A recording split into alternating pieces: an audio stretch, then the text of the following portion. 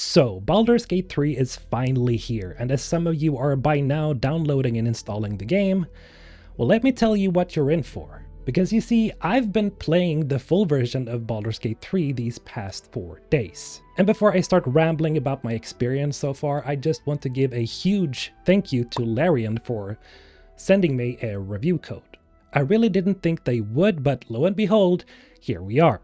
I also want to profess that this is not a full review, partly because the review codes were released just half a week ago, and also because of the simple fact that nobody, and I really mean nobody, will have finished this game by now. It's just simply too big. That's what she said! Yeah, said it. Baldur's Gate 3's main story is just way too big to finish off in 4 days, which you could equate to being like 48 hours if you sat and played it for 12 hours straight, which I have. With that out of the way, I'll be going into different categories and scoring each category, and I won't give a, overall score because, as I said, it's not a full review. But I will rate each element of the game, and I'll try to refrain from spoilers as much as possible, which means that you'll be seeing me talk a lot to the camera and me showing some random footage every now and then. Now, as much as I want to say that I love Baldur's Gate 3 so much, it is necessary that I talk about the only negative thing that has been an issue for me throughout my entire playthrough. And that's the performance. While BG3 looks amazing, it's just been running like absolute ass on my PC. And no, it's not the frame rates that are the problem here. Some of you early access players might have experienced these 5 to 10 second freezes at some parts of the game, and if that was an issue for you before, then you need to know that this could be even worse in the full game. Now, it's very possible that I am one of the only content creators out there that has had this issue, so I want to profess that I might have simply been unlucky.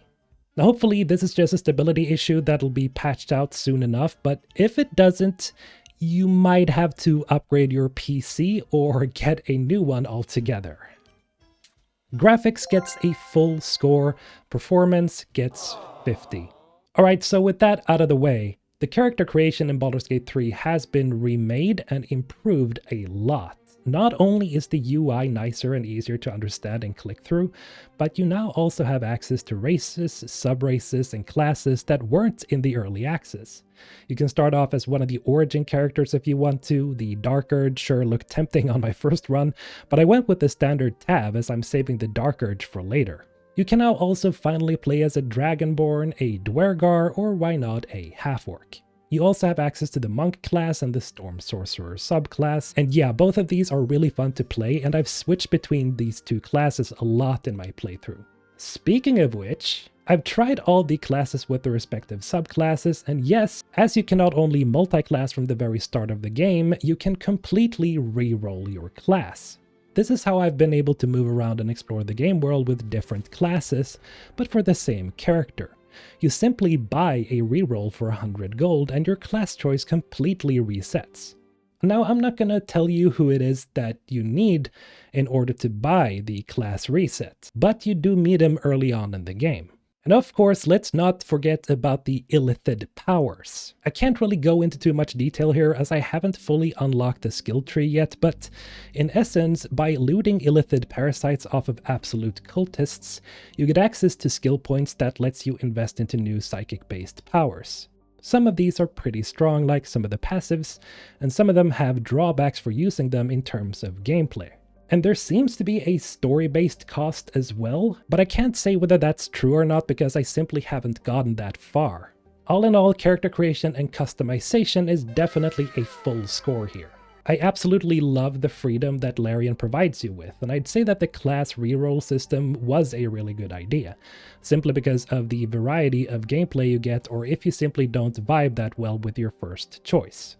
While we're on the topic of classes and gameplay, let's talk a little bit about the combat. A lot of you watching this video most likely played the early access, and so you're maybe wondering how combat and enemy encounters evolve throughout the game. And well, because of multi-classing, you can definitely create some crazy builds to stomp any opposition. But from a purist's perspective, As I'm leaving multi-classing for my next playthrough, I highly suggest trying out pure classes as well, as you unlock some pretty crazy spells and abilities at higher levels, and you won't be able to get some of these if you're multi-classing. One of my favorite abilities so far is the lightning bolt that completely fries anything standing in its path, and it's a really nice alternative to fireball. However, not all enemies will be fried instantly, even by your strongest spells, and the game does get noticeably harder after Act 1, where you're mostly just crushing goblins. The Shadowlands is a map that's especially freaky, and enemies here hit like a truck, so remember to prepare accordingly and level up as much as you can before heading here. There will of course be several other factions you can fight or make friends with, and I'm also pleasantly surprised with the enemy and monster variety so far. And the many encounters and the varying solutions is the spice that keeps combat and fights interesting. Combat and encounter score 100 out of 100. Alright, so as you're making your way throughout Faerûn, you'll obviously be exploring quite a lot because, come on, we're all adventurers here, right? So, how is the exploration? Well, in a nutshell, it's fucking excellent. I've never played a game that has this many nooks and crannies hidden on all its maps so far.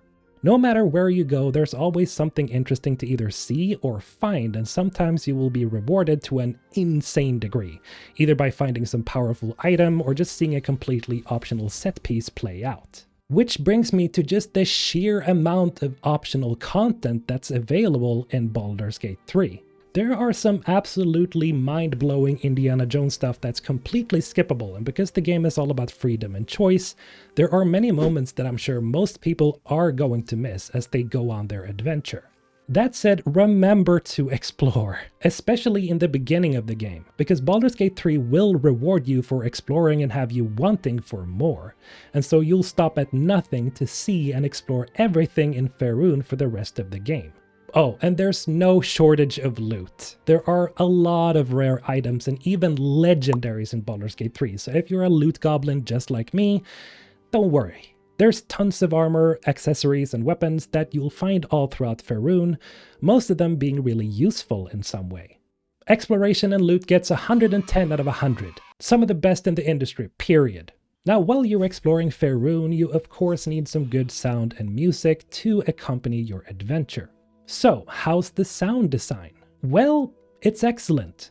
Mostly. Combat feels impactful because of the crispy and meaty sound effects whenever you use abilities or cast spells, and the ambiance for each zone really just sets the mood either by creeping you out with ghostly screams from afar in the Shadowlands, or making you almost breathe in the lush forests of Trielta Crags. What is Trielta Crags? Go explore and you'll see. Let's just say that Baldur's Gate 3 really nails the atmosphere, no matter where you're at. The music is also a key element in setting the mood, and I can't tell you the amount of times where I've just stood still and listened to the soundtrack.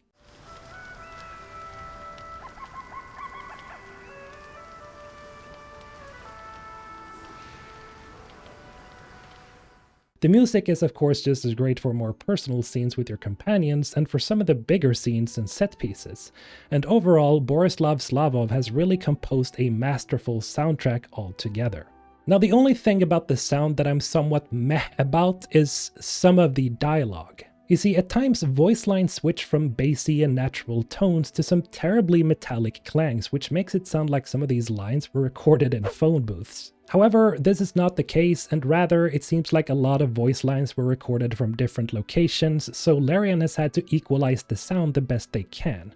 And being a YouTuber, I can definitely relate. However, because the sound mixing in terms of dialogue lines isn't always the best, I'm giving sound and music 90 out of 100, as it's overall excellent. Finally, what about the story so far? The reactivity to your character. Well, as I mentioned before, Baldur's Gate 3 is all about freedom of choice. While the story is identical overall, you will be making a lot of choices throughout your main story journey. And all of these choices have so far felt meaningful.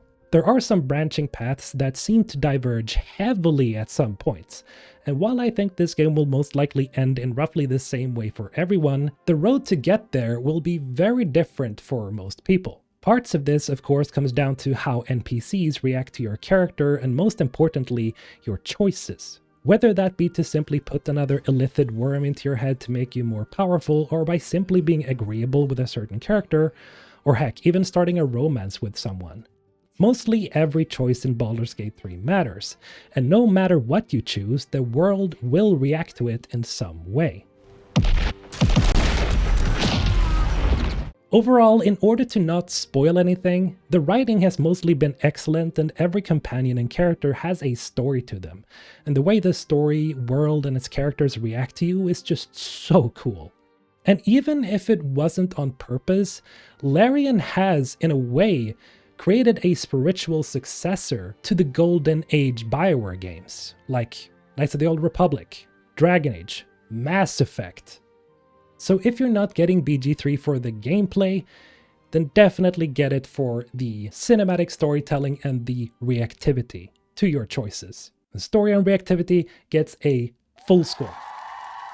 Alright, so these are my first impressions of Baldur's Gate 3 so far, but do let me know if you have any questions down below or, any other thoughts about Baldur's Gate 3. And a massive thank you to all my Instant Squad members for supporting the channel. You guys are awesome. Have a great day, everyone. Mr. Olton signing out.